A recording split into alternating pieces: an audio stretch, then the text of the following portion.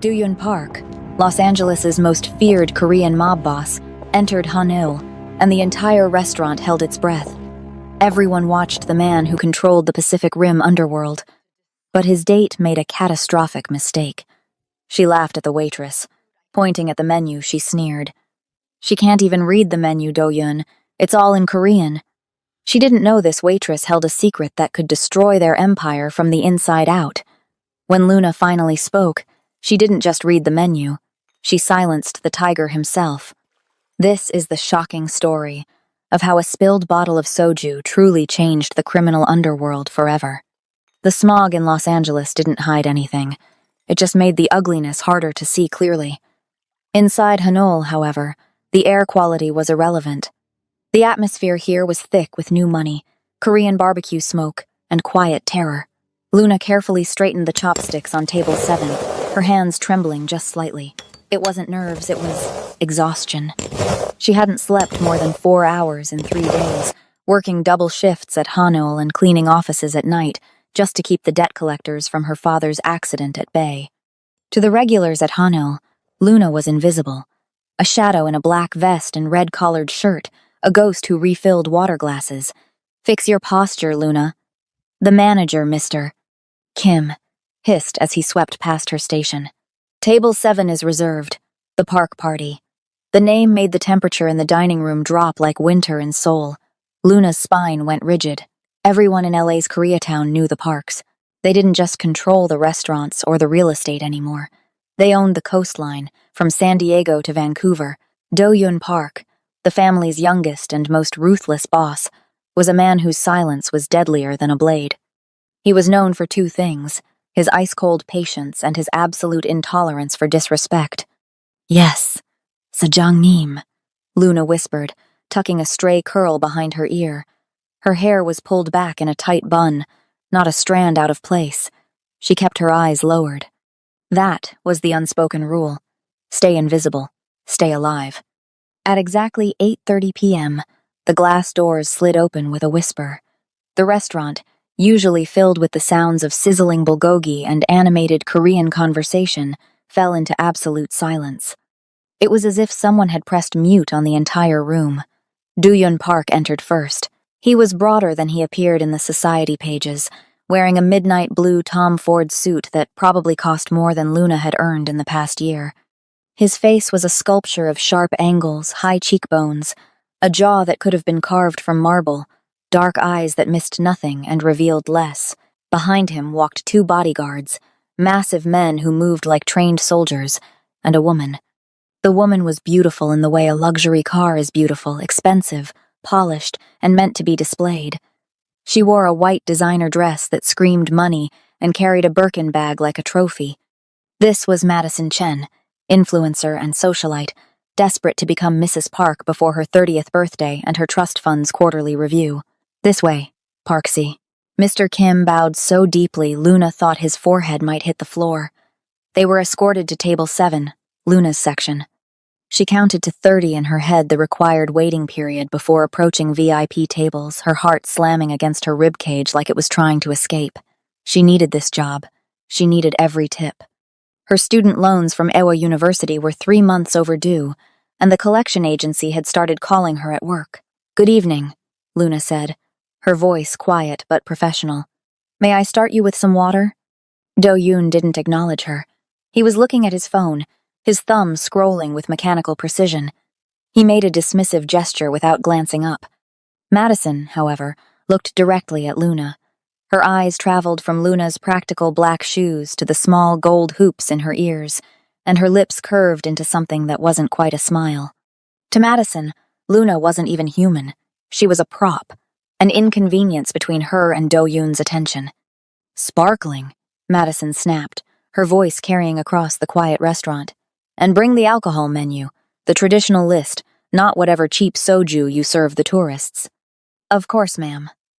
Luna moved with practiced efficiency to retrieve the heavy leather-bound menu. When she returned, she placed it carefully in front of Do-yun. He continued scrolling on his phone. "Read it to me, Jagia," he said to Madison, his voice a low rumble that seemed to vibrate in Luna's chest. "I have a headache from the meeting." Madison preened at the endearment. She opened the menu, her manicured nails each one a perfect almond shape with tiny crystals embedded in the tips clicking against the pages. But as her eyes scanned the text, her confident expression began to crack. The menu at Hanyul wasn't written in simple Korean. It was written in classical Hanja traditional Chinese characters, detailing regional varieties, brewing methods, and vintage years that required actual cultural knowledge to interpret. Madison squinted. She flipped one page, then another. She laughed, but it sounded brittle, forced. Well, Madison said, tossing her hair extensions over her shoulder. It's all in those complicated Chinese characters, isn't it? Duyun, why don't we just order the Jinro soju? Everyone drinks that. I don't want Jinro, Duyun said, finally looking up from his phone. His gaze locked onto Madison with an intensity that could freeze blood. I want the 1,997 Andong soju. Find it. If you're ready to see Luna's transformation from invisible waitress to queen of the underworld, hit that subscribe button right now. Like this video if you love stories about courage, identity, and revenge. Comment Horangi Tiger if you're Team Luna. Now let's rewind to where it all started. Luna's reflection in the polished silverware looked like a stranger. Dark circles under her eyes, skin pulled tight over sharp cheekbones from too many missed meals, lips pressed into a thin line of permanent exhaustion. 26 years old and she looked 40.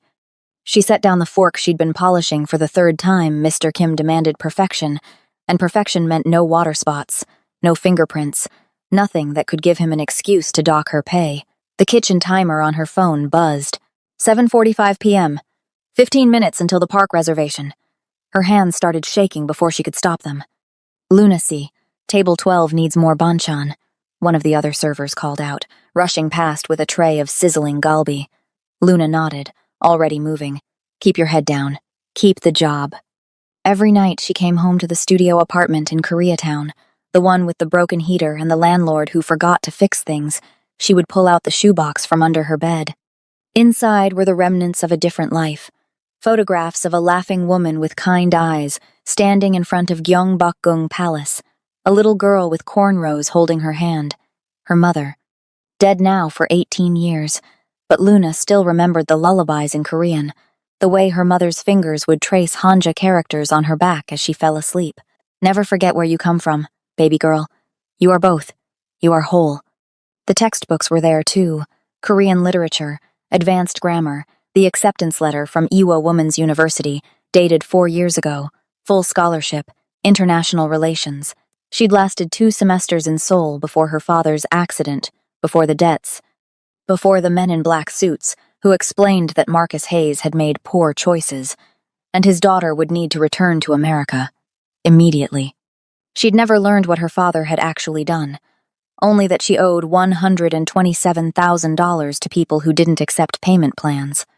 Luna delivered the banchan to table 12, smiled mechanically at the tourists who asked her to explain each dish, and felt the familiar burn of shame in her throat. She had a degree halfway finished from one of the top universities in Asia. She could read classical Korean poetry. She'd spent summers in Bukchon, learning to make kimchi from her grandmother's sister. Now she refilled water glasses and pretended she didn't understand Korean when customers made crude jokes, thinking she couldn't hear them. The glass doors slid open. 8:30 p.m. Exactly. The restaurant didn't just quiet, it transformed. Conversations stopped mid-sentence. Chopsticks froze halfway to mouths. Even the kitchen noises seemed to dampen, as if the cooks knew better than to let their pans clatter too loudly. Duyun Park entered like a knife cutting through silk, smooth, precise, and utterly destructive. Luna forced herself not to stare, but her eyes betrayed her, flicking up for just a second. He was younger than she'd imagined, maybe 32, with the kind of face that belonged on movie screens, except for the absolute coldness in his expression. His suit was midnight blue, probably bespoke, and he moved with the controlled grace of someone who'd studied martial arts his entire life. Behind him, 2 bodyguards flanked him like shadows, and then there was the woman. Madison Chen was everything Luna wasn't: tall, willowy, dressed in designer white with a handbag that cost more than Luna's entire year of rent. Her hair extensions swung like silk as she leaned into Do-yoon, laughing at something he hadn't said, Her skin was flawless porcelain, her lips the perfect shade of pink that screamed wealth and leisure time. Luna felt her uniform suddenly grow tighter, more threadbare. Her practical shoes seemed to announce poverty with every step. Mr. Kim was bowing so low Luna worried about his spine. "Parksy, such an honor! Such an honor! Your table is ready." They sat at table 7, Luna's section. Her stomach dropped. She approached after exactly 30 seconds. Her notepad clutched like a shield. "Good evening. May I start you with some water?" Duyun didn't even glance at her. Madison did. Her eyes traveled over Luna's body with the kind of assessment that stripped away dignity. Luna saw the exact moment Madison decided she wasn't a threat, wasn't even worth considering, just the help. The menu exchange happened quickly. Duyun's request for Madison to read. Madison's growing panic as she stared at the Hanja characters. Luna's fatal mistake, her eyes flicked down to the menu, just for a second, and caught where Madison was pointing. It was wrong. Completely wrong. Madison was pointing at Bok Bunja, black raspberry wine meant for dessert, not the Andong Soju Doyun had requested. Madison caught Luna's glance. Her face flushed red. "Actually," Madison said, her voice rising, sharp with humiliation, "why don't you read it?" She gestured at Luna with a dismissive wave. "Since you're staring at it like you actually understand Chinese." A few nearby diners glanced over. Luna felt her face go hot. "I mean, look at her, Duyun." Madison's laugh was cruel, tinkling, designed to cut. "She probably thinks these are just pretty pictures. She can't even read the menu. It's pathetic." Madison leaned back, crossing her arms. "These places hire anyone these days. They don't even check if the servers speak Korean, let alone read it." The restaurant had gone completely silent. Luna could feel dozens of eyes on her, judging, waiting. Madison smirked. "What? Did you learn your table numbers in English? Is that the only Korean you know? Ilgop?" She said it with a mocking accent, making the number 7 sound like a joke. Luna's hands tightened on her notepad. 23 months. She'd been erasing herself for 23 months, swallowing insults, accepting racism, taking it because she needed the money, because she had no choice, because fighting back meant losing everything. But something in Madison's face, that satisfied cruelty, that absolute certainty that Luna was beneath her, made something crack open inside Luna's chest. Doyun Park was watching her now, really watching. His dark eyes were unreadable, but there was something in his expression. Curiosity, expectation. Luna looked at Madison Chen. She looked at the menu. She thought about her mother's voice singing Korean lullabies. She thought about the textbooks under her bed. She thought about 2 years of Awa University, about perfect test scores in Korean literature, about her grandmother teaching her to read classical texts by candlelight in Bukchon. She thought about being invisible. Luna opened her mouth. The words came out in Korean, not the simple, halting Korean of a tourist or the casual speech of someone who'd picked up phrases from K-dramas. This was Seoul dialect Korean, smooth and sophisticated, with the formal grammar structure reserved for educated speakers addressing their superiors. 복분자주는 디저트용 과실주입니다. 산미가 강하고 주로 굴이나 해산물과 곁들입니다. Luna's voice was steady, clear, and utterly transformed. Bokbunjaju is a dessert fruit wine. It has strong acidity and is typically paired with oysters or seafood. The restaurant seemed to tilt on its axis. Madison's mouth fell open. Several nearby diners gasped audibly. Mr. Kim, who'd been hovering near the kitchen, went pale as death. But Luna wasn't finished. She stepped closer to the table, her submissive posture evaporating like morning fog, her spine straightened, her chin lifted. When she continued, her Korean flowed like water over stones, natural, effortless, beautiful. 손님께서 원하시는 1,997 Yonsan Andong Sojunan. Luna reached over her hand, perfectly steady now, and turned the pages of the menu with a single, graceful motion. She landed on page 11, third item from the bottom. Yogi 있습니다. Jinglu-shik sojuro, 45 doimyo, 누룩향이 풍부합니다. 삼겹살이나 육회와 완벽한 조화를 이룹니다. The 1,997 Andong soju you requested is here. It's a distilled soju, 45% alcohol, with a rich nuruk aroma.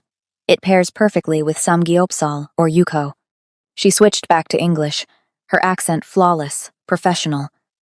The vintage you were pointing at, Miss Chen, is aged raspberry wine. Manager Kim keeps it on the menu specifically to identify customers who pretend to know Korean alcohol culture. Luna's eyes met Madison's without flinching. I would never serve it to someone with a palate as refined as Mr. Park's. The silence was suffocating. Absolute, the kind of silence that precedes earthquakes. Madison's face cycled through shock, humiliation, and finally rage, each emotion painting itself across her features in vivid color. How dare you, you little— Enough. Duyun's single word cut through the air like a blade through silk. Madison snapped her mouth shut instantly, but her eyes were murderous. Duyun slowly turned his attention from the menu to Luna. The boredom had vanished from his expression. In its place was something far more dangerous. Interest. Sharp, predatory interest that made Luna's heart slam against her ribs. "Hangukmar Haseo?" Duyun asked, his voice soft but carrying. "You speak Korean?" "Nay." Luna met his gaze, refusing to look away even though every survival instinct screamed at her to run. "Yes." "And you know traditional alcohol?" It wasn't a question. "I studied at Iwa University. International relations with a focus on East Asian cultural diplomacy." The words came out before Luna could stop them. 2 years of hiding erased in a sentence. Duyun's eyes narrowed slightly. A muscle in his jaw twitched, the only indication of surprise.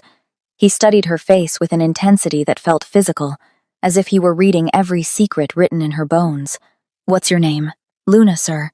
Luna Hayes." Something flickered across Duyun's expression. Recognition? Impossible. Luna was nobody. Invisible.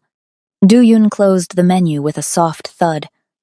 "Bring the Andong soju," he commanded, never breaking eye contact with Luna. "And another glass." Madison perked up, reaching for her empty water glass. "Oh, Duyun, you're so sweet." "Not for you." Doyun's voice was arctic. He gestured to the empty chair next to Madison, across from him. "For her," the restaurant collectively inhaled. "Sit down, Luna Hayes." Luna's brain short-circuited. "Sir, I can't. My shift. Mr. Kim will fire me." Doyun's gaze slid to Mr. Kim, who looked ready to pass out. "Kim Sajang-nim." The honorific was polite, but the tone was pure threat. "Luna is finished with her shift. She's dining with me. Add it to my account." He paused, letting the weight settle. "And if she's fired, Hanul will have a structural fire by morning. Ie Hashatsamika, do you understand?" Mr. Kim nodded so violently his glasses slipped down his nose. "Yes, Parksy. Of course. Luna, please, sit." Luna stared at the chair, at Madison's face, which had gone from red to purple, at Doyun's dark, fathomless eyes. This was insanity. This was career suicide. This was— "Now, Luna." She sat. The velvet chair was softer than anything she'd touched in 2 years. But Luna couldn't feel comfort. She could only feel the weight of Duyun's stare, the heat of Madison's fury, and the eyes of every person in the restaurant burning into her back. Madison's hands were shaking with rage. "This is a joke, right? You're letting the help sit at our table?" "Duyun, my father."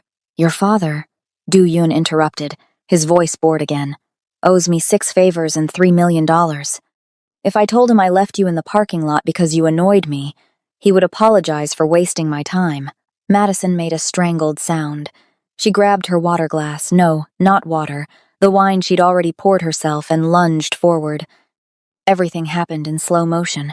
Madison hurled the wine directly at Luna's face. Luna flinched, squeezing her eyes shut, bracing for the cold shock and humiliation. It never came. Luna opened her eyes. Duyun had moved with impossible speed. His hand was up, blocking the spray. Wine dripped from his suit sleeve onto the white tablecloth, deep red staining the fabric like blood. He hadn't spilled a single drop of his own glass, still held perfectly steady in his other hand. The restaurant went deadly silent again. Duyun slowly stood.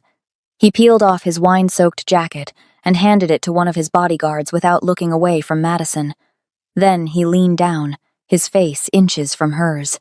"Leave," he whispered. It wasn't a shout. It was the sound of a coffin lid closing. Madison grabbed her Birkin bag with trembling hands and fled, her heels clicking frantically against the floor until the glass doors slid shut behind her. Do-yoon sat back down. He was in his white dress shirt now, and Luna could see the holster under his left arm. The gun was clearly visible. He didn't bother to hide it. "Mianamida," he said to Luna. His Korean was formal, respectful. "I apologize." Luna's mouth was dry. "Why did you do that?" "Because you know the difference between bokbunja and andong soju," he said, cutting into the galbi that had been delivered during the chaos. "And because you have the eyes of someone running from something." He took a bite, chewed slowly, then pointed his chopsticks at her. "I hate wasted potential." He gestured to the food. "Eat. You look like you haven't seen protein in a week." Luna's stomach growled traitorously. She picked up her chopsticks. Do-yoon watched her take the first bite, then leaned back in his chair. "So, Luna Hayes. Perfect Seoul dialect Korean. Yuha University. Knowledge of traditional alcohol." His eyes narrowed. "Let me guess. Daughter of a diplomat?" "No. Too hungry for that." "Scholarship student?" "Maybe. But that doesn't explain the fear." He leaned forward suddenly, his intensity multiplying. "That leaves family trouble." Luna froze, chopsticks halfway to her mouth. Do-yoon smiled. "It wasn't kind. You're Marcus Hayes's daughter." The chopsticks fell from Luna's hands, clattering against the plate. "How?" Her voice broke. "How do you know that name?" "Your father was a legend in certain circles," Do-yoon said, his voice casual despite the bomb he'd just dropped. "Intelligence operative turned smuggler. Moved data, weapons, crypto keys across the Pacific." His expression hardened. 4 years ago, he vanished with something that didn't belong to him, something that belonged to my family. Luna pushed back from the table, panic clawing up her throat. "I don't know where he is. I haven't seen him since, please. I just want to go home." "You can't go home, Luna," Do-yoon said quietly. "Why not?" Do-yoon nodded toward the window where black SUVs had pulled up to the curb, engines running, windows tinted. "Because if I found you," his eyes met hers, dark and certain, "then Jinho Choi found you too, and Choi doesn't appreciate Korean culture or fine alcohol." His voice dropped to a lethal whisper. "He only appreciates blood." As if summoned by the words, the restaurant's front window exploded inward in a shower of crystal and gunfire. The sound wasn't a crash, it was an explosion of glass and fury. The front window of Hanul shattered into 1,000 glittering shards, spraying across the dining room like deadly rain. Screams erupted. Diners threw themselves under tables. Luna didn't have time to scream. A weight slammed into her, knocking her chair backward. Do-yoon was on top of her, his body a shield, one hand cradling her head as they hit the floor. She smelled gunpowder and his cologne, something expensive and cedar dark, and felt the solid heat of his chest pressing against hers. Pop, pop, pop, pop, pop. Bullets tore through the velvet booth where they'd been sitting seconds ago. The bottles behind the bar exploded in a cascade of alcohol and glass. The liquor display, decades of carefully curated traditional soju, became a waterfall of destruction. "Stay down." Do-yoon's voice was a roar above the chaos. He pulled his gun from the holster, a matte black weapon that looked like death-made metal, and fired 3 calculated shots toward the shattered window. "Taehyun, north exit." One of Do-yoon's bodyguards was already moving, flipping a table for cover and returning fire with mechanical precision. "Jin-sok, get the car." Luna's entire body was shaking. "What's happening? Who are they?" "Choi's dogs." Do-yoon spat. He looked down at her, his face inches from hers, a small cut on his cheek bleeding from flying glass. "He wants what your father stole, and he thinks you're the key to finding it." "Key to what? My father's dead." Luna's voice cracked. "He died 4 years ago in a car accident." "Your father's not dead, Luna." Do-yoon hauled her up, keeping her low. "And he didn't die in any accident. He ran, with something worth killing for." More gunfire shredded the air. A server screamed, diving behind the kimchi refrigerator. The overhead lights sparked and died, plunging half the restaurant into flickering emergency lighting that painted everything in hellish red. "We move. Now." Do-yoon grabbed Luna's wrist, his grip iron strong, and yanked her toward the kitchen. They ran in a crouch, past overturned tables and sobbing diners pressed flat to the floor. Luna's practical shoes slipped on spilled banchan, sesame oil making the tiles treacherous. They burst through the kitchen doors. The line cooks had already fled.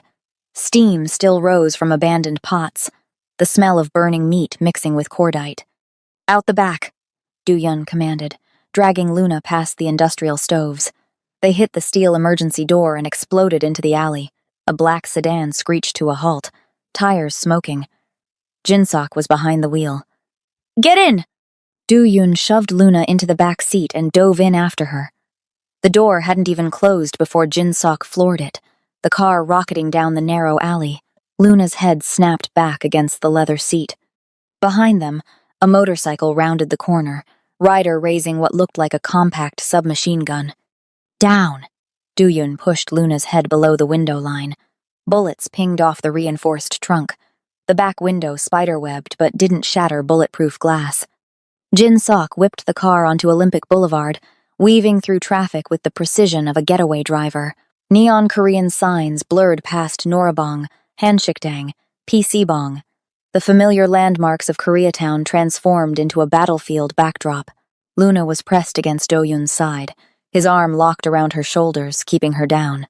She could feel his heart beating steady, controlled, nothing like her own panicked hammering. "My father," Luna gasped out, her mind still reeling. You said he's alive. How do you know?" Du-yun's jaw was tight. "Because 2 weeks ago we intercepted a message, encrypted. From Busan." He pulled out his phone with his free hand, thumbed to a photo, held it where Luna could see. It was a photograph of a letter. Handwriting she'd recognize anywhere her father's slanted scrawl. The words were in code, but the signature.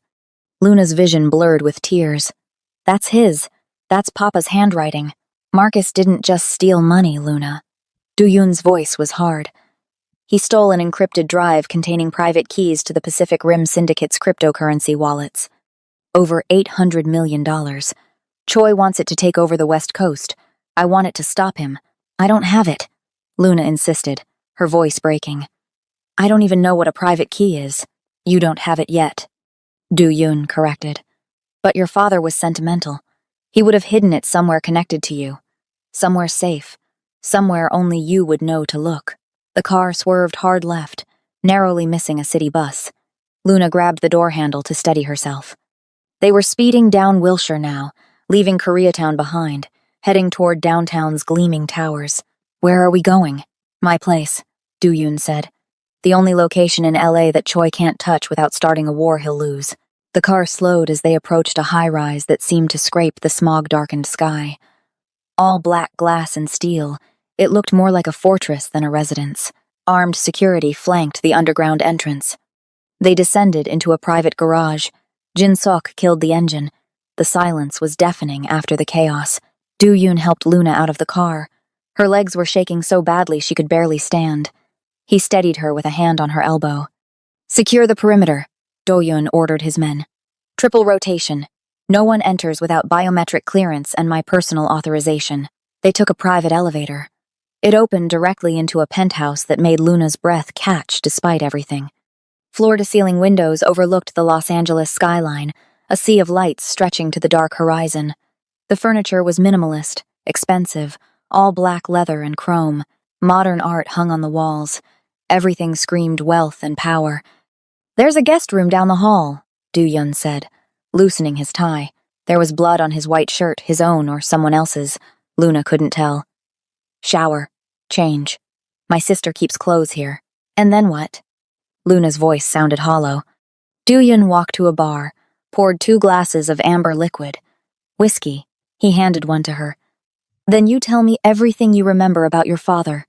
Every detail, every hiding place, every story he told you." Luna took the glass with trembling hands. "Why should I trust you?"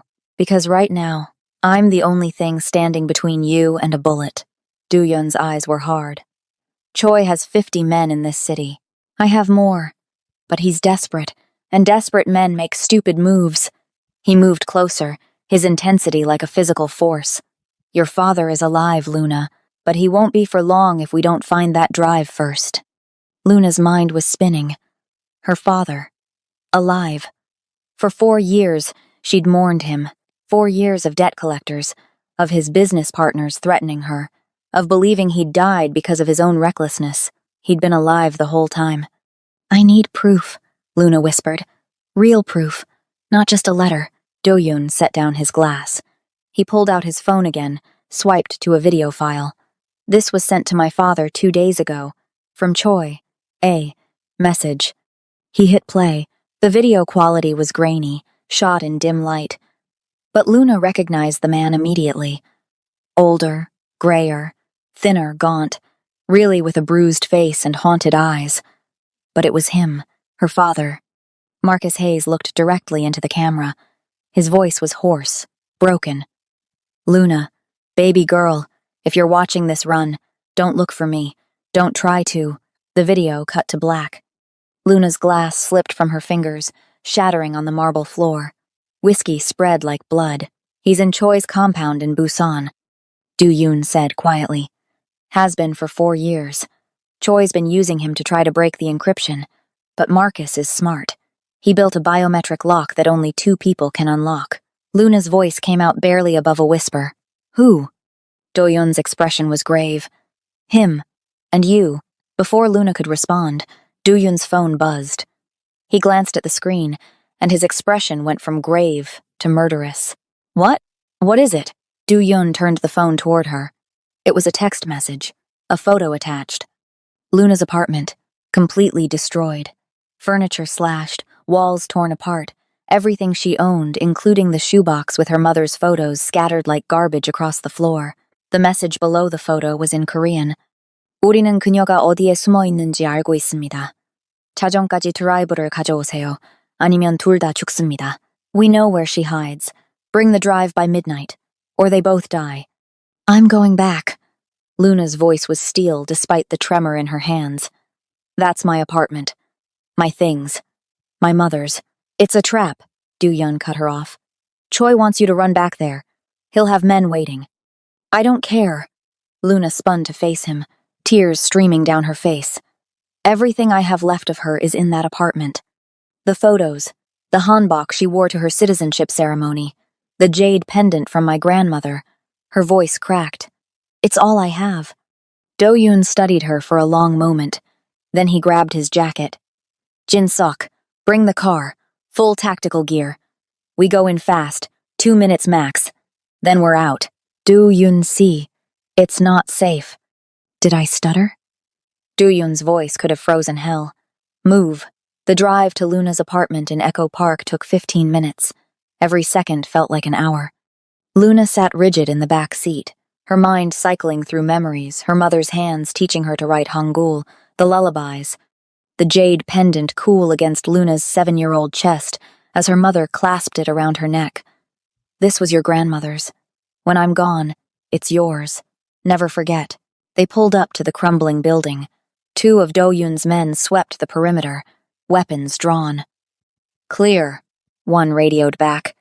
Luna bolted from the car before Do-yoon could stop her. She took the stairs 3 at a time, heart in her throat. The apartment door hung off its hinges, wood splintered around the frame. Inside was devastation. Her mattress was gutted, stuffing spilling out like entrails. The cheap dresser was smashed to kindling. Her clothes, the second-hand pieces she'd carefully mended, the uniform she'd washed every night were torn and scattered. The floorboards had been pried up, creating a minefield of splinters and nails. But it was the corner that destroyed her. The small shelf where she'd kept her mother's things emptied, ransacked, gone.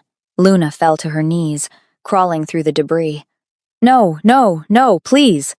She reached under the remains of her bed, feeling for the loose floorboard she'd used as a hiding spot. Her fingers found only empty space. The shoebox was gone, the photos, the acceptance letter from Ewa, the jade pendant, all of it. "They took everything," Luna said, her voice breaking, her hands clenched into fists, nails biting her palms. "The pendant was the only thing I had left of her. The only thing." Do-yoon crouched beside her. He didn't offer empty comfort. Instead, he surveyed the destruction with calculating eyes. This was Choi's work. Thorough, brutal, loud. He stood, extending his hand. But if they'd found what they were really looking for, They would have burned this building down to cover their tracks. Luna looked up at him through tears. What are you saying? They didn't find the drive, which means they're still hunting. He kept his hand extended. You have nothing left here, Luna. No job Kim will fire you to protect his restaurant. No home. No past to cling to. So what do I do? Luna's voice was broken. Do-yoon's expression softened almost imperceptibly. You come with me. We find the drive together. We get your father back. And I get you that pendant. You can't promise that. I own half of Koreatown and 3/4 of the port of LA, Do-yoon said. If Choi has it, I'll burn his world down until he gives it back. His hand remained steady. Partner with me, Luna. Your brain, my resources, your father's freedom, your mother's legacy. Everything you've lost, I'll help you take it back. Luna stared at his hand. The hand of a criminal. A killer. But also the hand that had shielded her from bullets, that had defended her when no one else would. What's the catch? She whispered. No catch. But understand this once you take my hand. You're mine to protect, which means you follow my rules, trust my judgment, and accept that the life you had is over. His eyes bore into hers. You'll be walking into a war, Luna. And you can't walk out until it's won. Luna thought of her father's gaunt face in that video. She thought of the jade pendant, her last connection to her mother. She thought of 4 years spent erasing herself piece by piece, afraid to be seen.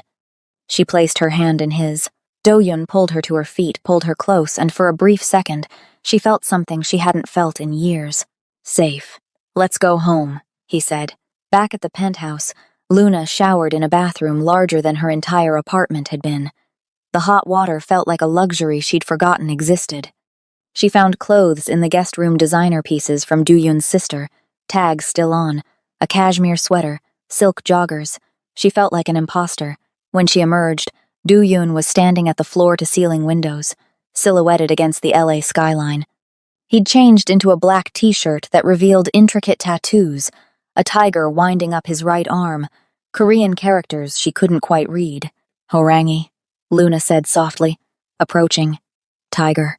Family crest, Do-yoon replied without turning. My grandfather's choice, a reminder of what we are, predators. He paused.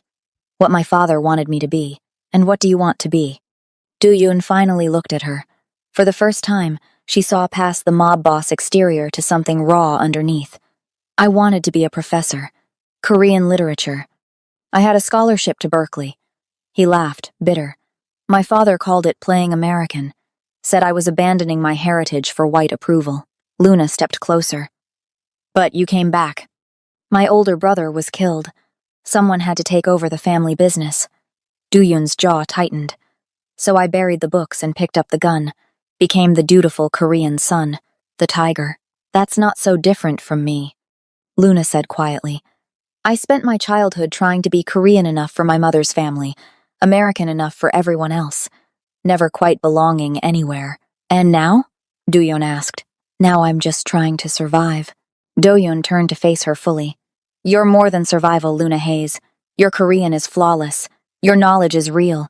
You earned that Ewha scholarship. His voice lowered. You belong everywhere and nowhere, just like me. Before Luna could respond, Do-yoon's phone buzzed. He glanced at the screen and his expression went deadly still. What? Luna's stomach dropped. Do-yoon held up the phone. It was a video message from an unknown number. He pressed play. The video showed a traditional Korean room tatami mats, paper screens, and in the center, bound to a chair, was Marcus Hayes. But he wasn't alone. Standing behind him, a knife to his throat, was a man Luna didn't recognize. Thin, cruel-faced, with cold eyes. Jin-ho Choi.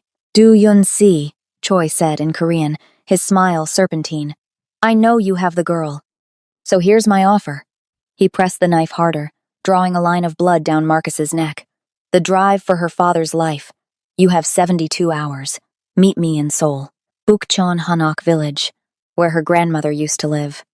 Marcus lifted his eyes to the camera, his voice ragged. Luna, baby girl, the fox knows. Choi hit him. Hard. Marcus's head snapped to the side. The video cut to black. Luna swayed, the room spinning. Do-yoon caught her before she collapsed. Seoul, she breathed. He wants us to come to Seoul. It's a trap, Do-yoon said. I don't care. Luna grabbed his arms, her nails digging in. That's my father. That's the house where my grandmother raised my mother. If the drive is hidden there, if there's any chance. Do-yoon's phone buzzed again. Another message, this time a photo. Luna's jade pendant, lying on a blood-stained floor. The message, come find it, if you're brave enough. Luna stared at the photo of her mother's jade pendant until her vision blurred. Then something clicked. She grabbed Do-yoon's phone, scrolled back to the video of her father. Play it again, she demanded. Do-yoon hesitated, then pressed play. Marcus Hayes' battered face filled the screen. Luna, baby girl the fox knows.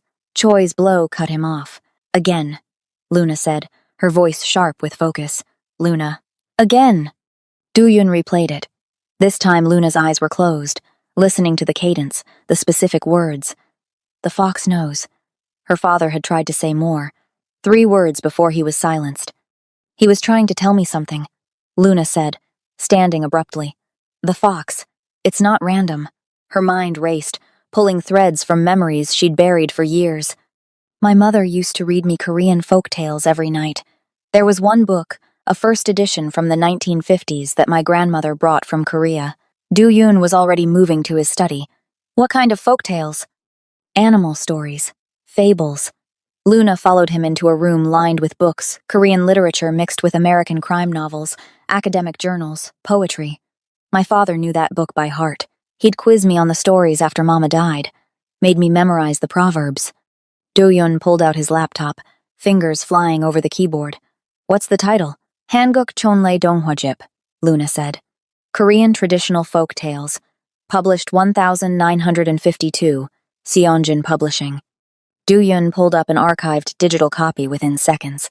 The screen filled with old-fashioned Hangul, beautifully illustrated pages. Which story? Luna scanned the table of contents, her heart pounding. The fox. Find the fox story.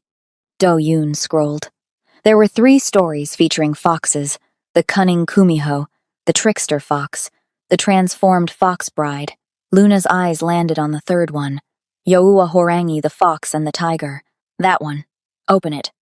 The story unfolded in archaic Korean, telling of a clever fox who outwitted a tiger by hiding something precious, where the tiger would never think to look in the tiger's own den. Luna's breath caught. Read the proverb at the end. Do-yoon read aloud. Horangin in gurl soge sarado, youn in ahot bonse dor are e bomeril sumginda. Though the tiger lives in the cave, the fox hides his treasure under the 9th stone. The 9th stone, Luna whispered. Oh my God. What 9th stone? Luna grabbed the laptop, scrolling frantically back to the message from her father, the intercepted letter Do-yoon had shown her hours ago. She enlarged the photo, studying the handwritten Korean. There, buried in what looked like nonsense rambling about missing Seoul, were the words, Awat Bonse Tori Kuriwa, I miss the 9th stone. The garden wall, Luna said, her breath catching. Her hands shook with adrenaline, not fear. At my grandmother's hanok in Bukchon. There was a stone wall that separated the courtyard from the side garden. My mother and I built a small tower, a dolharobung, from river stones when I was 10, 9 stones high. We buried a time capsule underneath, letters to each other, little trinkets, promises. Do-yoon leaned forward.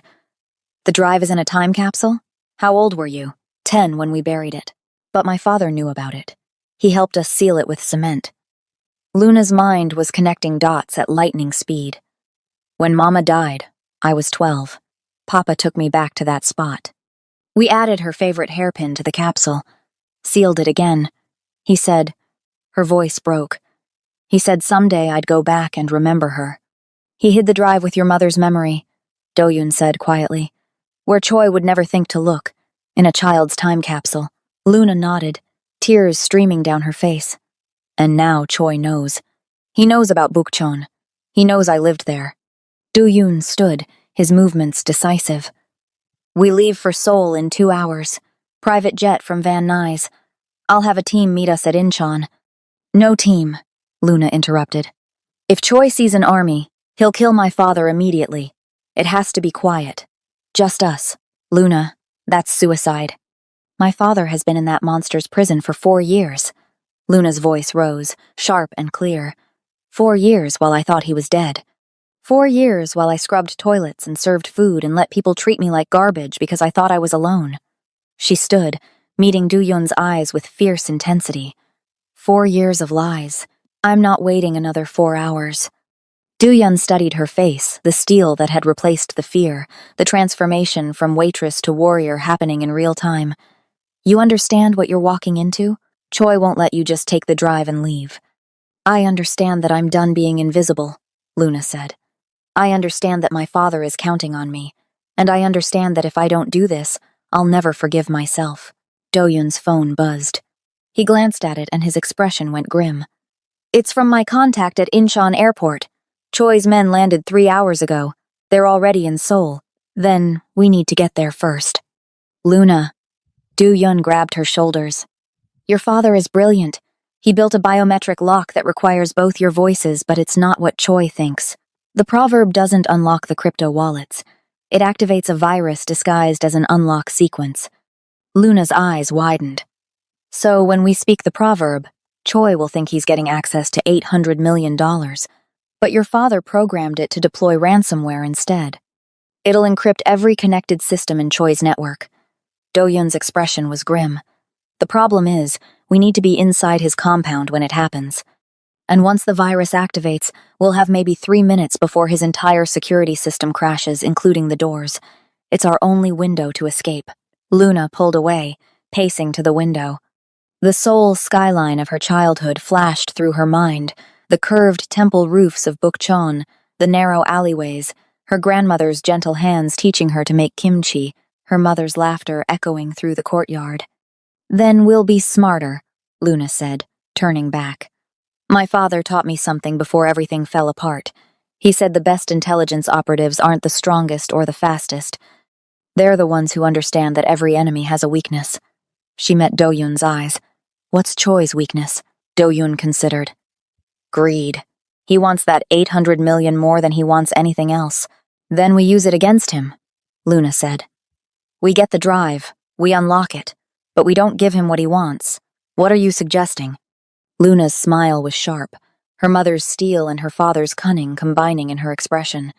I'm suggesting we encrypt the bastard's life out of existence. Do-Yun stared at her for a long moment. Then he smiled, a real smile, dangerous and approving. You really are Marcus Hayes' daughter. Damn right I am. Do-Yun made a call. Jin-suk, prep the jet. Seoul, immediate departure. And contact Lee Min-jun. I need his hacking team on standby. He hung up and looked at Luna. Pack light. We land at dawn. Luna started toward the guest room, then stopped. Do-Yun, thank you. For believing me. For helping me.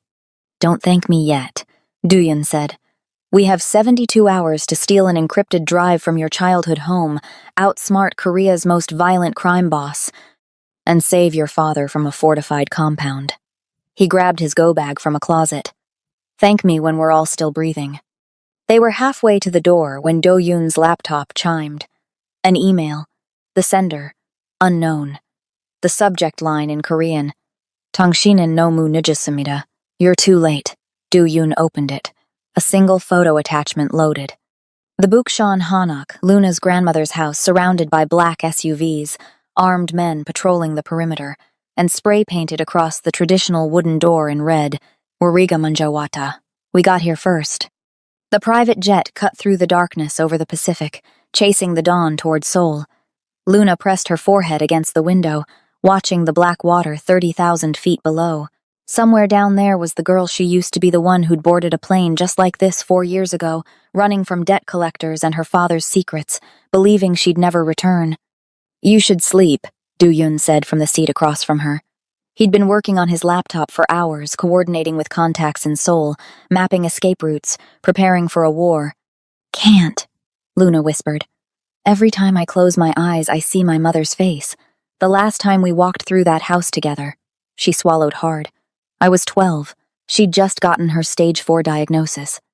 She made me promise to remember the smell of the courtyard after rain, the way the morning light hit the paper screens, the sound of wind chimes my grandmother hung by the gate. Do-yun closed his laptop. What happened to your grandmother? Died 6 months before Mama. Heart attack. Luna's laugh was bitter. My mother used to say grief is inherited. Her mother's broken heart became hers, and hers became mine. That's not grief, Do-yun said quietly. That's love, the kind that doesn't end. Luna looked at him, really looked at him. The mob boss exterior had softened in the dim cabin light. He looked younger, almost vulnerable. Did you love someone? Before all this? Do-yun's jaw tightened. Her name was Ji-won, pre-med student at Berkeley. We were going to get married after graduation. He stared at his hands. My father made me choose. The family or her. I chose wrong. Do-yun. We're beginning our descent. The pilot's voice crackled over the speaker. Seoul emerged from the morning haze like a memory taking shape. The Han River snaking through endless towers of glass and steel, the mountains cradling the city like protective hands. Luna's chest tightened. Oma, I'm home. They landed at a private airstrip outside Incheon. A car was waiting. No driver Do-yun took the wheel himself. Safer this way, he explained. Fewer witnesses. The drive into Seoul was surreal. Luna recognized nothing and everything. The highways were wider, the buildings taller, but the mountains remained unchanged, eternal, indifferent to human transformation. When they entered Bukchon, the streets narrowed, becoming the labyrinthine alleys of her childhood. Traditional hanoks huddled together like old women sharing secrets. Do-yun parked 3 blocks away. We walk from here. Stay close. They moved through the early morning quiet. Tourists hadn't arrived yet. Only elderly residents sweeping their stoops, the smell of doenjang jjigae drifting from open windows. Luna's feet remembered the path left at the pottery shop, right at the corner with the twisted pine tree, straight until the wall with the climbing roses. Her grandmother's hanok stood at the end of a dead-end alley. The black SUVs from the photo were gone. The red spray paint had been hastily scrubbed away, leaving ghost letters on the wood. They were here, Luna breathed. They left, Do-yun said, his hand on his concealed weapon. Question is whether they found what they came for. The gate creaked when Luna pushed it. The courtyard was overgrown weeds pushing through the stone pathway, the wind chimes rusted silent. The house itself looked like it was dissolving back into the earth. Wooden beams weathered gray, roof tiles cracked. Luna's vision blurred with tears. It's dying. We need to move fast, Do-yun urged. Where's the 9th stone? Luna led him to the side garden. The wall was still standing, moss-covered and ancient. She counted the stones in the decorative pillar. 1, 2, 3, 9. The 9th stone was loose. Someone had disturbed it recently. Her heart sank. They already looked here. Did they know what they were looking for? Do-yun knelt, examining the ground. The cement is old, undisturbed for years. Luna's mind raced. Her father's message. The fox hides his treasure under the 9th stone. But her father was also an intelligence operative. He dealt in misdirection, layers of deception. It's not under the stone, Luna whispered. It's in the house. The 9th stone is a marker, a reference point. She spun around, counting. 9 steps from the stone to the back door. 9 tiles across the threshold. Amma always said 9 was lucky goo, longevity. She ran into the house. The interior was stripped bare, furniture gone, floors covered in dust, but the structural elements remained. Luna counted roof beams. The 9th beam ran above the main room where her mother used to sit and sew. Help me, Luna said, dragging an old wooden crate beneath the beam. She climbed up, running her hands along the wood. Her fingers found a groove, then a small panel, hidden, unseeable from below. The panel slid open. Inside was a traditional jogakbo doll patchwork fabric, hand-stitched, faded with age. Luna had made it with her mother when she was 9 years old, her first sewing project. Luna's hands trembled as she lifted it down. The doll's back had been carefully opened and resealed. Luna's fingers found the stitching, pulled. Inside the cotton stuffing, wrapped in waterproof silk, a silver USB drive. I found it, Luna whispered. Papa, I found it. Do-yun smiled. Your father is brilliant. Glass shattered. The front window exploded inward. Men poured through 6, 8. 10, armed and moving with military precision. Choi's men. Go! Du-Yun fired 3 shots, dropping 2 men. He grabbed Luna's wrist and pulled her toward the back door. They burst into the courtyard. More men coming from the gate. Trapped. Du-Yun looked up. The roof. Now! They scrambled up the decorative wall, Luna's fingers finding holds her childhood hands remembered. The traditional curved roof tiles were slippery with morning dew. Luna's feet skidded. Du-Yun caught her, steadying her. Bullets chipped the tiles around them. They ran, leaping from roof to roof, the traditional Hanok architecture creating a pathway above the narrow alleys. Below, tourists were beginning to emerge, snapping photos, oblivious to the violence above. The pendant, Du-Yun gasped as they ran. Do you have anything that looks like the USB? Luna's mind raced. Then she remembered the Jogakbo doll. She pulled it from her pocket. This! Perfect. Du-Yun grabbed it, pulled something from his own pocket, a jade pendant, but not Luna's, a decoy he'd acquired. He stuffed it inside the doll. When I say throw, you throw this, not the real drive. They leaped across a gap between houses. Luna's foot caught on a broken tile. She fell, sliding down the curved roof toward a 2-story drop. Do-Yun lunged, catching her wrist too hard, almost dislocating her shoulder but better than falling. He hauled her up with desperate strength, and they crashed together against a decorative chimney, the impact knocking the air from both their lungs. For a moment they were pressed together, breathing hard, his arms locked around her. Not gentle protection, raw survival. I've got you, he whispered, his voice rough with fear. Their eyes met. Time suspended. Then gunfire shattered the moment. They ran again, jumping down onto a lower roof, then into a crowd of mourning tourists. Du-Yun grabbed Luna's hand, pulling her into the masses. They became invisible again, 2 more visitors among hundreds. Now! Du-Yun hissed. Luna threw the decoy doll. It arced through the air, landing in an alley. 3 of Choi's men peeled off, pursuing it. Do-Yun and Luna disappeared into a traditional tea house, through the back, into the maze of Bukchon's ancient streets. They finally stopped in a hidden courtyard, gasping for breath. Luna checked her pocket. The real USB drive was still there, solid and real. We did it, she breathed. We actually. Du-Yun's phone buzzed. He looked at the screen and went pale. What? He turned the phone toward her. A live video feed. Her father, in that same room, but now Choi stood beside him, and Choi was holding Luna's real jade pendant, her grandmother's pendant, between his fingers. Luna see, Choi said in Korean, smiling at the camera. You have what I want. I have what you want. So let's make a trade. Sunset. Haeundae Beach, Busan. His smile widened, serpentine. Come alone, or I'll mail you your father's fingers. 1 per hour, and bring the drive. I know you found it. My men saw you in that house. He held up Luna's pendant, letting it catch the light. This is just a down payment. You want it back? You want your father back? The drive. Tonight. Or I kill him and hunt you for the rest of your short life. The video cut to black. Luna clutched the USB drive in her pocket, her knuckles white. He knows we have it. Du-Yun's jaw tightened. Then we use it as leverage. We go to Busan. We make the trade. But on our terms. Du-Yun, the moment we give him this drive. We're not giving him anything real, Du-Yun interrupted. Your father embedded a virus. We just need to make sure it activates when Choi thinks he's won. He pulled her close, his eyes intense. Trust me.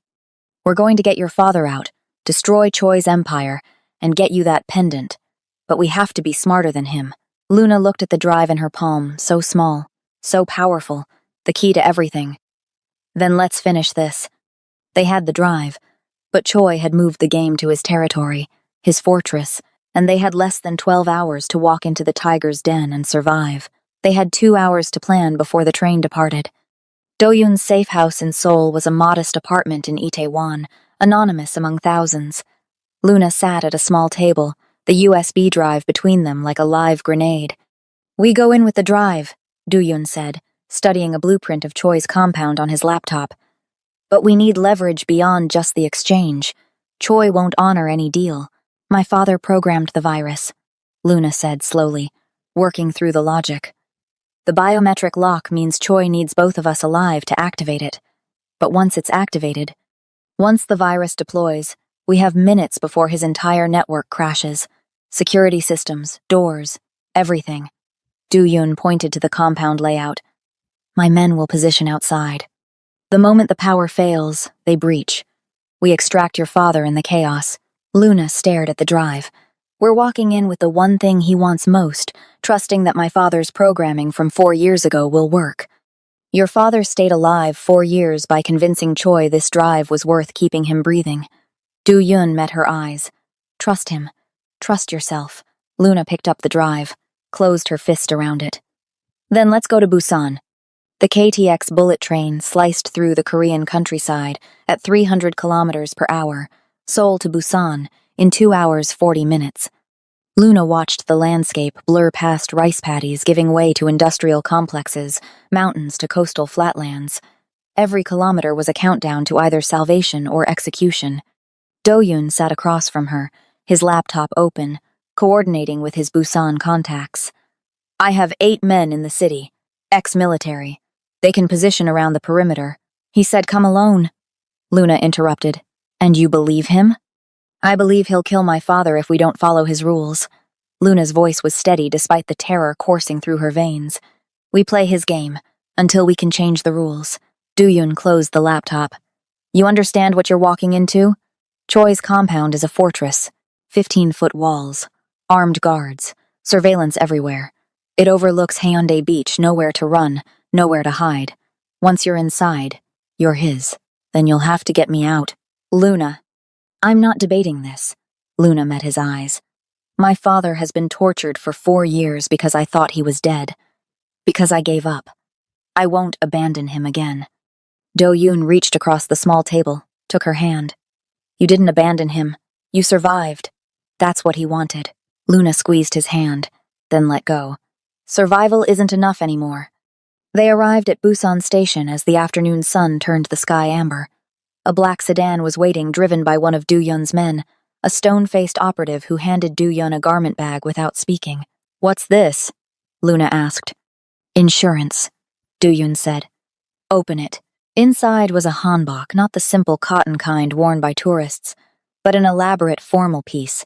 Deep crimson silk embroidered with golden phoenixes, the kind worn by nobility. The jeogori top was fitted, the chima skirt flowing like water. Choi demanded you wear traditional dress, Du-Yun explained. He wants theater, wants you to look like a prize he's claiming. His jaw tightened. My contact included something extra. He showed her the hidden pocket sewn into the inner lining.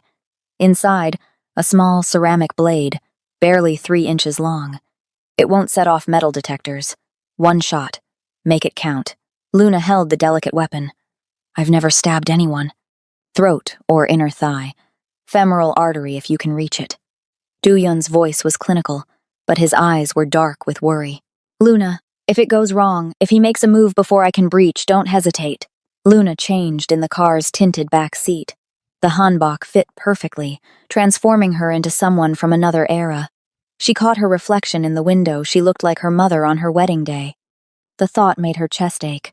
Choi's compound sat on a cliff overlooking Haeundae Beach. Modern concrete walls disguised as traditional architecture. Security cameras hidden in decorative eaves. The gate opened as they approached, expected, anticipated. I'll be close, Du-Yun said. The moment you unlock that drive, I move. But Luna, he grabbed her face, forcing her to look at him. If I tell you to run, you run. Understand? I understand. Luna stepped out of the car. The gates closed behind her with a sound like a death sentence. 2 guards escorted her through a courtyard garden, carefully manicured, obscenely beautiful, smelling of jasmine and salt water. The main house was traditional on the outside, ultra-modern within. Marble floors, minimalist furniture, floor-to-ceiling windows displaying the sunset ocean like a painting. Jin-Ho Choi waited in what appeared to be a library. He was smaller than Luna expected, wearing an expensive suit, his thin face arranged in a smile that never reached his eyes. Behind him, bound to a chair, her father. Luna's world tilted. Marcus Hayes was barely recognizable. Gaunt, bruised, one eye swollen shut, his hands twisted at unnatural angles, broken, healed wrong, broken again. But when he saw Luna, His remaining good eye widened. A sound escaped his throat, part sob, part prayer. "Papa," Luna whispered. "No," Marcus rasped. "No, baby girl.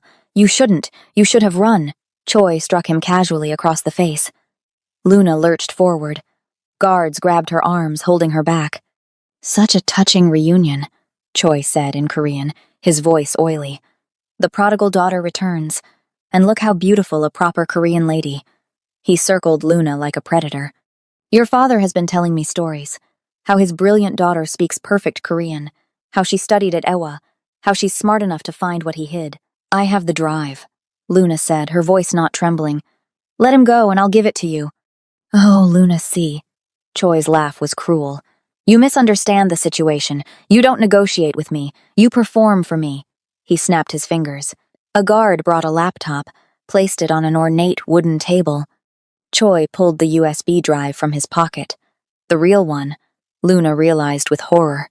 The decoy had failed. He'd known all along. "Your father was very clever," Choi said, inserting the drive. The laptop screen filled with encryption warnings. "Biometric voice lock. Requires 2 specific voices speaking a specific phrase." He smiled. "Want to guess whose voices?" Luna's blood turned to ice. "You and your father," Choi confirmed. "Both of you. Together. Speaking the same Korean proverb." He pulled a gun, pressed it to Marcus's temple. "So here's the game. You unlock the drive, I get $800 million, and you both die quickly, painlessly. Or," he cocked the hammer, "you refuse, and I put a bullet in his brain right now. Then I torture you until you comply. Then you die. Slowly." "Luna, don't," Marcus begged. "The moment we unlock it, we're dead anyway." Choi hit him again. Blood sprayed. "Stop," Luna screamed. "I'll do it. I'll unlock it. Just stop hurting him." Choi gestured to the laptop. "Then speak. The proverb is already programmed. You know it, your father made sure. Something your mother taught you." Luna approached the laptop on shaking legs. The screen showed a voice authentication prompt. Below it, in Korean, "Horanganin jugaso kajugol namgigo, saraman jugaso iramal namginda." A tiger leaves its skin when it dies. A person leaves their name. Her mother's favorite proverb. About legacy. About what remains. Luna looked at her father. His remaining good eye was wet, his head shaking in desperate denial. "I'm sorry," he mouthed. "I'm so sorry, baby girl." "I love you, Papa," Luna said. Then to Choi, "Both of us, together?" "Together. On my count." Choi kept the gun pressed to Marcus's head. "One mistake, and he dies. Understand?" Luna positioned herself near the laptop. Marcus was crying openly now, his broken hands trembling. "Ready?" Choi smiled. 1, 2, 3. Luna and her father spoke in unison, their voices blending like a chord. "Horanganin chugoso kajugirl namgigo, saraman chugoso iramerl namginda." The screen flashed green. Access granted. Files began appearing in encrypted wallets, routing numbers, the digital keys to an empire. Choi's eyes went wide with greed. He lowered the gun from Marcus's head, reaching for the laptop. That's when the lights went out. Total darkness. Then chaos. Gunfire erupted not from inside, but outside. Explosions. Screaming. The window shattered inward, and Luna heard Do-Yun's voice roaring in Korean. "Luna, down!" She dropped. Something whistled over her head, a bullet where she'd been standing. She crawled in the darkness toward her father's voice calling her name. "Papa, I'm here. I'm..." Hands grabbed her. Wrong hands. Not Do-Yun's. Choi's voice hissed in her ear. "You clever little bitch. You think he can save you?" Cold metal pressed against Luna's temple. A gun. The emergency lights flickered on dim, red, apocalyptic. Do-Yun stood in the doorway, his own weapon raised. Behind him, his men flooded in. But Choi had Luna, his arm around her throat, the gun to her head. "Drop it," Choi snarled, "or I paint the walls with her brain." Do-Yun froze. Marcus, still bound to the chair, was weeping. "Please, please don't hurt my daughter." Choi dragged Luna backward toward a side door. "The drive. Give me the laptop, or she dies." But Luna's hand was in her handbok, fingers closing around the ceramic blade. 3 inches of deadly ceramic. She thought of her mother. her grandmother, the women who'd survived wars and occupation and grief. She thought of the tiger proverb, "What you leave behind." Luna drove the blade backward into Choi's inner thigh, aiming for where Do-yoon had shown her, the femoral artery. Choi screamed. The gun discharged. The gunshot was deafening in the enclosed space. Luna felt the bullet whistle past her ear, so close it burned. Choi's scream became a gurgle as blood poured from his thigh. The ceramic blade had found its mark. He stumbled backward, the gun clattering from his grip. Do-yoon didn't hesitate. 2 shots, center mass. Choi went down, but he wasn't alone. Guards poured in from every direction, 10, 15, 20 armed men flooding the compound. Do-yoon's 8 operatives were outnumbered more than 2 to 1. "Get the laptop!" Do-yoon roared, firing to cover Luna. She lunged for it, but one of Choi's men was faster. He grabbed the device, sprinting toward the back exit. Luna watched in horror as the screen still glowed. Transfer. Initiating. 3%. 4%. 5%. The crypto wallets were being drained. $800 million flowing to whatever account Choi had programmed. "We have to stop the transfer," Luna screamed. "We have to survive first." Do-yoon grabbed her, pulling her behind an overturned table as bullets shredded the air where she'd been standing. Marcus was still bound to the chair, exposed, helpless. "Luna, get out of here!" Luna crawled toward him, glass cutting her palms. "I'm not leaving you." Choi, bleeding out on the floor, laughed a wet, horrible sound. "You're too late." He gasped in Korean. "The transfer takes 6 minutes. 6 minutes and I own everything." He pulled a radio from his jacket with shaking hands. "Kill them. Kill them all." The compound erupted. Gunfire from every direction, windows shattering, Do-yoon's men taking cover, returning fire, but slowly being pushed back by overwhelming numbers. Do-yoon pulled out his phone, pressed a single button. "Now," he said into it. Every light in the compound died. Emergency generators, security lights, everything total darkness except for the laptop's glowing screen and the muzzle flashes illuminating the chaos like hellish lightning. Luna used the darkness. She crawled to her father, fingers finding the zip ties binding his wrists. They were thick, industrial. She pulled the ceramic blade from Choi's leg. It came out slick with blood and sawed frantically at the plastic. "Luna, baby girl, you have to run," Marcus sobbed. "Please, I'm not worth—" "Shut up, Papa." The first tie snapped. She worked on the second. "I didn't come to Seoul just to watch you die." The second tie broke. Marcus's hands were free, but they were useless, broken, twisted from years of torture. Luna grabbed his arm, hauling him up. He could barely stand. "Move!" Do-yoon appeared beside them, his gun blazing. "East corridor now." They stumbled through the darkness, Marcus between them, Do-yoon firing behind to cover their retreat. Luna could hear Choi's men coordinating, converging on their position. They burst into the courtyard. One of Do-yoon's men, Jin-sok, was there with a black van, engine running, side door open. "Get him in!" Do-yoon shoved Marcus toward the vehicle. Jin-sok pulled Marcus inside. Luna moved to follow, but Do-yoon caught her arm. "The laptop. If that transfer completes, Choi wins. Even if he's dead, his organization inherits everything. They'll hunt you forever." "Then stop it." "I can't." Do-yoon's face was grim in the van's interior light. "It's inside the compound. Library. I saw where the guard took it." Marcus was leaning out of the van, his ruined hands reaching for Luna. "No. No, Luna. Get in this van right now. Papa." An explosion rocked the compound. Part of the wall collapsed in flames. Choi's men were using grenades now, desperate to stop the extraction. "We have 2 minutes before this place is overrun," Jin-seok warned. "We need to go." Do-yoon looked at Luna. "Get in the van.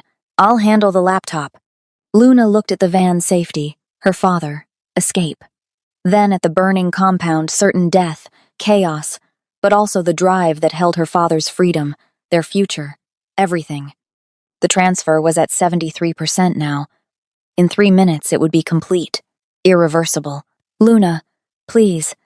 Marcus was crying. "I lost 4 years with you. Don't make me lose the rest." Luna kissed her father's broken hands. "I love you, Papa. I'll see you soon." She turned and ran back toward the compound. "Luna!" Marcus's scream tore through the night. "Go!" Do-yoon ordered Jin-sok. "Get him out of here!" The van's tires screeched as it sped away, Marcus's anguished cries fading into the distance. Do-yoon caught up to Luna at the entrance. "You insane, beautiful fool," he breathed. "You said it yourself, we're in this together." Luna picked up a fallen guard's gun, checked the chamber like her father had taught her years ago. "Where's the library?" "Second floor, west wing." Do-yoon reloaded. "But Luna, I need you to understand, if we don't make it out, then we don't make it out." Luna's voice was steel. "But Choi doesn't win, not today." They plunged back into the compound. The emergency lights had flickered back on, casting everything in blood-red shadows. Bodies littered the floor guards. Do-yoon's men. Choi's corpse still leaking blood onto the marble. They took the stairs 2 at a time. Second floor, west wing. The library doors were ahead, flanked by 2 guards. Do-yoon and Luna fired simultaneously. The guards dropped. They burst into the library. Traditional Korean decor paper screens, calligraphy scrolls, and in the center, on an antique desk, the laptop. Transfer, 89%, 90%, 91%. Luna lunged for it, but a figure stepped from the shadows. A massive man, easily 6'5", Choi's head of security. He had a knife the size of Luna's forearm. "The virus is already running," Do-yoon grunted, locked in combat with the giant. "Your father built a cascade. When the transfer hits 99%, it'll reverse and encrypt everything. But you need to disable the safety override. Control Alt F12. Luna's fingers flew to the keyboard. The screen changed, showing a warning prompt. Emergency stop protocol detected. Disable YN. 96%. 97%. Now what? Luna screamed. Code is... Do-yoon's words cut off in a strangled gasp. The giant had him in a chokehold, the knife pressing toward his throat. Luna grabbed a heavy bronze incense burner from the desk. She swung it with everything she had at the giant's head. The crack was sickening. The man stumbled, released Do-yoon. "The code!" Luna screamed. Do-yoon gasped it out. "Tiger Phoenix 97 enter. It disables the abort command." Luna typed, furiously. 98%. 99%. Her finger slammed the enter key. The screen flashed red, then black. Then text appeared in Korean and English. Kingip Jungji Piwarsong Wadem. Emergency stop disabled. Aksan Koda Bepojung. Malware deployed. Encrypting target systems. Yesong Walyo Shigan. 30 Cho. Estimated completion. 30 seconds. What did I just do? Luna breathed. Do-yoon, still gasping, grinned through blood. You didn't unlock Choi's fortune. You just destroyed it. He pushed himself up. Your father built a Trojan horse. The proverb appeared to unlock the wallets. Choi saw the transfer starting, thought he was winning, but it was all simulation. The real program was ransomware, embedding itself in every connected system. When you disabled the emergency stop, you let it complete. His grin widened. The crypto isn't transferred. It's burned. Every wallet, every account, every backup encrypted with a key that doesn't exist. Your father made sure that if he couldn't have it, no one could. The laptop began smoking, its circuits frying from the inside out. Luna laughed, half hysteria, half triumph. My father, the beautiful bastard. The window behind them exploded inward. Not glass a person, a woman, lithe and deadly, dropping from a rappel line. She had a gun already trained on Luna's heart. Step away from the laptop, the woman said in perfect Korean. Or I paint the walls with your girlfriend, Park Do-yoon. Do-yoon froze. Sujin, you're supposed to be in Singapore. Change of plans. The woman Sujin smiled coldly. She'd been Choi's top enforcer, the one Do-yoon had let escape during a territory war 2 years ago. A debt he'd just paid for. Choi's sister sends her regards. And a message. You killed family. Now she takes yours. You killed. Her finger tightened on the trigger. Time crystallized. Luna saw Sujin's finger tightening on the trigger, saw the muzzle aimed at her chest, saw her own death approaching at bullet speed. Her hand found the ceramic soju bottle on the desk ornamental, heavy, ancient. She didn't think. She threw, not at Sujin, at the wall mount above her head, the traditional tiger painting hanging there 6 feet of framed artwork, solid wood, the tiger's eyes seeming to follow movement. Luna's mother had taught her about these paintings. Horangi, protection against evil spirits. The bottle shattered against the mount's bracket. The painting's wire snapped. 200 pounds of frame and glass plummeted. Sujin looked up a split second before it hit. The frame caught her gun arm, drove her to the ground with a sickening crunch. Her weapons skittered across the floor. Duyun was already moving. One fluid motion, he grabbed the fallen gun, aimed, fired. The shot echoed like thunder. Sujin slumped, eyes wide with shock, blood spreading across the traditional carpet. Silence crashed down. Luna stood frozen, the smoking laptop between her and carnage, her heart hammering so hard she thought her ribs might crack. Duyun lowered the gun slowly. "It's over," he said, his voice hollow with exhaustion. "It's finally over." Luna's knees buckled. She dropped to the floor, breath coming in ragged gasps. "The money, the crypto!" "Gone." Duyun pulled out his phone, showed her the screen. News alerts were already flooding in. Massive cryptocurrency hack destroys Pacific Rim criminal network. $800 million in digital assets permanently encrypted. "Your father's virus didn't just lock the wallets," Duyun explained, crouching beside her. "It created a cascade. Every account connected to Choi's network, every shell company, every laundered dollar, all of it encrypted with an unbreakable cipher. The keys are destroyed. The money's gone. Forever." Luna started laughing, half hysteria, half triumph. "He burned it all. Papa burned $800 million rather than let them have it." "He protected you," Duyun said softly. "He knew they'd keep hunting as long as that money existed, so he made it not exist." Luna looked at the dying laptop, at Sujin's body, at Duyun covered in blood and bruises. "We did it," she whispered. "We actually—" Duyun pulled her to her feet, pulled her close. His hand cupped her face, tilting it up to his. "You did it. You came back. You risked everything. I had to. I couldn't lose." Luna's words died as Duyun kissed her. It was a kiss of survival, of victory, of 2 people who'd walked through fire and emerged transformed. It tasted of blood and smoke and future. When they finally broke apart, Luna was breathless. "Niga piryohe," Duyun whispered against her lips. "I need you." "Nado," Luna whispered back. "Me too." Sirens wailed in the distance. Police. Duyun's men had already extracted Marcus. He was safe. The compound was burning, collapsing, taking the last of Choi's empire with it.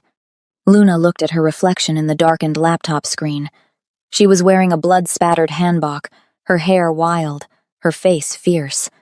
She looked nothing like the invisible waitress who'd polished silverware at Hanuel 6 days ago. She looked like her mother, strong, unbreakable. She looked like her father, clever, survivor. She looked like herself, black and Korean, American and immigrant's daughter, brilliant and utterly fearless. "I know who I am now," Luna said, meeting Duyun's eyes. "I'm Luna Hayes. I speak 3 languages. I survived hell, and I'm done apologizing for taking up space." Duyun smiled, a real smile, warm and proud. "Then let's go home." 6 months later, the evening light, through Haneol's windows, turned everything golden. Luna moved through the restaurant, her restaurant now greeting guests in Korean, English, and even attempting Spanish with a family from Mexico City. The dining room hummed with life, with culture, with belonging. The walls displayed photos. Luna's mother in traditional dress, Luna's grandmother in bukchon, and new photos, Luna receiving her Iwa diploma in absentia. Luna and Duyun at the restaurant's grand reopening. Luna and her father embracing outside a rehabilitation center. Marcus Hayes sat at the bar, his hands healing in specialized braces, physical therapy slowly restoring function. He was thinner but healthier, the haunted look fading from his eyes. He sipped tea and watched his daughter with fierce pride. "She's extraordinary," Duyun said, sliding onto the stool beside him. "Just like her mother, just like herself," Marcus corrected. "Luna is her own legacy now." Duyun reached into his pocket, pulled out a small box. Inside, a jade pendant on a delicate chain. Luna's grandmother's pendant, the one stolen from her apartment, the one Choi had used to taunt them. Do-yoon had spent 3 months tracking it through black markets and police evidence rooms until he'd recovered it. But that wasn't all. Beside the pendant sat a ring white gold, simple, with a single diamond that caught the light like captured starlight. Think she'll say yes? Do-yoon asked.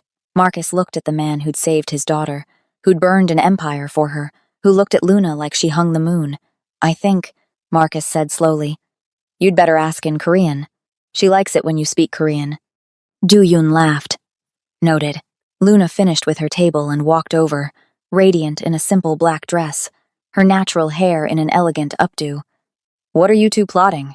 Nothing, they said in unison, too quickly. Luna narrowed her eyes, but she was smiling. Liars, both of you. Do-yoon stood, took her hand. Walk with me. They stepped into the private courtyard behind the restaurant, the space Luna had transformed into a Korean garden, complete with stone lanterns and a small fountain. The city noise faded to a distant hum. Luna Hayes, Do-yoon said, his voice steady despite the nerves dancing in his chest. 6 months ago, you read a menu and changed my life. You showed me that power isn't about fear, it's about courage. About refusing to be erased. He pulled out the box, opened it. Luna's hands flew to her mouth as she saw the pendant. You found it, she whispered, tears already forming. I found it, and I found this. He showed her the ring. Then, in perfect Korean, formal and respectful, 당신과 함께 남은 인생을 보내고 싶습니다. 저와 결혼해 주시겠습니까? I want to spend the rest of my life with you. Will you marry me? Luna looked at the pendant, her past. At the ring, her future. At Do-yoon, her present. She thought of her mother, her grandmother, all the women who'd fought to survive, who'd taught her that love is legacy. Ni, Luna said, laughing through tears. Yes. Do-yoon slipped both pendant and ring onto her, then kissed her like the world was watching, like they'd won something more precious than money or power. They'd won each other. Inside the restaurant, Marcus Hayes raised his teacup in silent toast to his daughter. The invisible girl had become unforgettable. The tiger had found her legacy.